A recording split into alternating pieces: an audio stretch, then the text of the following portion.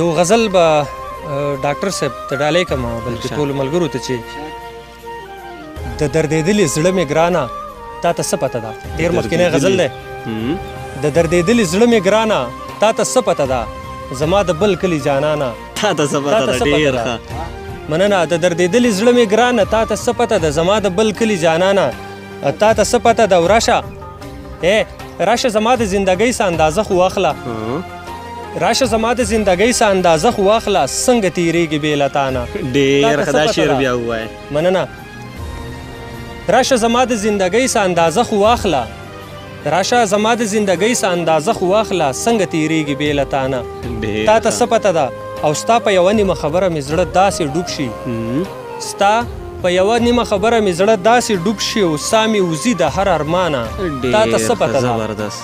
ستا په یوه نیمه خبره مې زړه داسې ډوب شي ساه مې وځي د هر ارمانه تا ته څه پته ده او ته د غربت خبرې مه کوه تا څه لیدلي ته د غربت خبرې مه کوه ته د غربت خبرې مه کوه تا څه لیدلي راشه زمونږ په کلي خانه ډېر ښه دا شعر بیا ووایه ته د غربت خبرې مه کوه تا څه لیدلي راشه زمونږ په کلي خانه تا ته څه پته ده او دلته د خاورو ګټو کور په یو غریب پرېوتو دلته د خاورو ګټو کور په یو غریب پرېوتو او ته خو ورېږه پې بارانه